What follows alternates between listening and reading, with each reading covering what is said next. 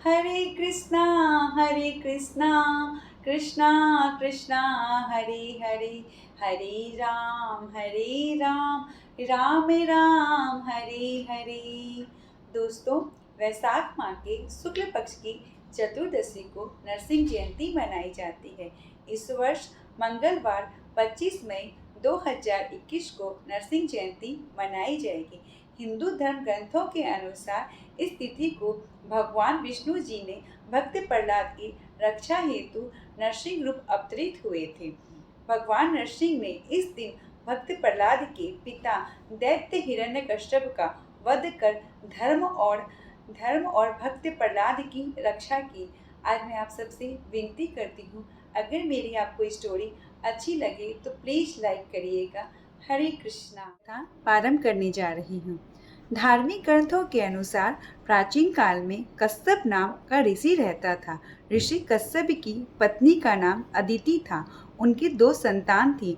ऋषि कश्यप के प्रथम पुत्र का नाम हिरण्याक्ष था, दूसरे पुत्र का नाम हिरण्यकश्यप था।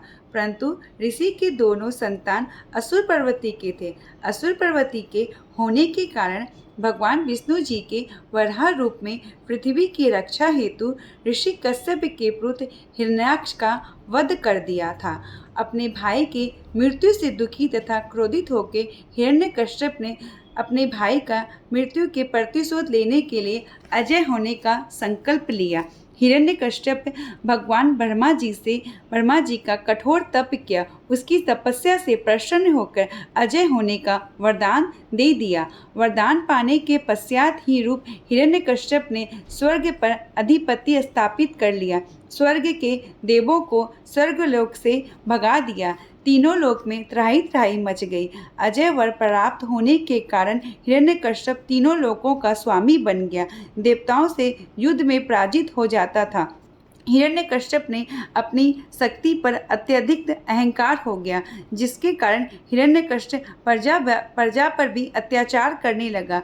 इस दौरान हिरण्यकश्यप की पत्नी कयुधा ने एक पुत्र को जन्म दिया, जिसका नाम प्रहलाद रखा गया। परंतु प्रहलाद पिता के स्वभाव के विपरीत स्वभाव का था। भक्त प्रहलाद बचपन से संत प्रवृत्ति का था तथा भक्त प्रहलाद बालकाल से ही भगवान विष्णु जी का भक्त बन गया। प्रहलाद अपने पिता के कार्य का विरोध करता था। भगवान भक्ति से प्रहलाद का मन हटाने के लिए हिरण्यकश्यप ने बहुत प्रयास किया, परंतु वह विचलित नहीं हुआ। अतः हिरण्यकश्यप ने अनीति का सहारा लिया तथा अपने पुत्र की हत्या के लिए उसे पर्वत से ढकेला, गरम तेल में भी डाला, होलिका दहन में जलाया गया। परंतु हर बार भगवान विष्णु की कृपा से भक्त प्रहलाद बच जाता था। इस चमत्कार से परिजन भी भगवान विष्णु की पूजा तथा गुणगान करने लगे। इस घटना से हिरण्यकश्यप क्रोधित हो गया। भक्त प्रहलाद को कुटु शब्द में बोलकर कहा, तेरे भगवान को सामने बुला। प्रहलाद ने कहा, प्रभु तो सर्वशक्तिमान है, वो तो कण कण में व्यापित है, यहाँ भी है वहाँ भी है, हर जगह है। क्रोधित हिरण्यकश्यप ने क्रोधित होकर कहा, अच्छा इस खंबे में भी है तेरे भगवान छिपे हुए? भक्त प्रहलाद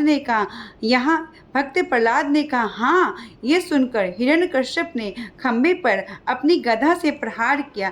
तब खंबा को चीरकर भगवान नरसिंह प्रकट हुए। हिरण्यकश्यप को अपनी जंघों पर रखकर उसकी छाती को नाखूनों से फाड़ के उसका वध कर डाला। भगवान नरसिंह ने भक्त प्रहलाद को वरदान दिया, जो कोई आज के दिन भगवान नरसिंह का स्मरण, व्रत और पूजा अर्चना करेगा, उसकी सभी मनोकामना अवश्य पूर्ण होती है। इस दिन प्रातःकाल ब्रह्म मुहूर्त में उठकर स्नान आदि से निवृत्त होकर स्वच्छ वस्त्र धारण करना चाहिए। अंत में बस मैं इतना ही कहना चाहूँगी, जिस प्रकार भक्त प्रहलाद ने भगवान विष्णु का शरण लिया, उसी प्रकार सदैव भगवान विष्णु की भक्ति करनी चाहिए। आज हम आपको एक नरसिंह स्तुति सिखाएंगे। इस स्तुति को करने से आपके मन का डर भय कभी नहीं लगेगा। जब भी आप घर से बाहर निकलो, नरसिंह स्तुति करनी चाहिए। जब भी वाहन में बैठते हैं, नरसिंह जी की प्रार्थना करनी चाहिए। अच्छा, अब मैं अपनी कथा को विराम देती हूँ। हरे कृष्णा। जिसके सुनने से हमें भय नहीं लगे, डर नहीं लगे, ऐसे नरसिंह भगवान को हमारी जय हो।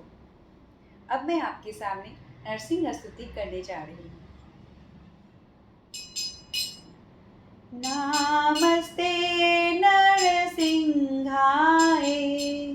प्रह्लादिलाई दायिने हिरण्याकाशिपुर बक्षा शिलटङ्कानखालाई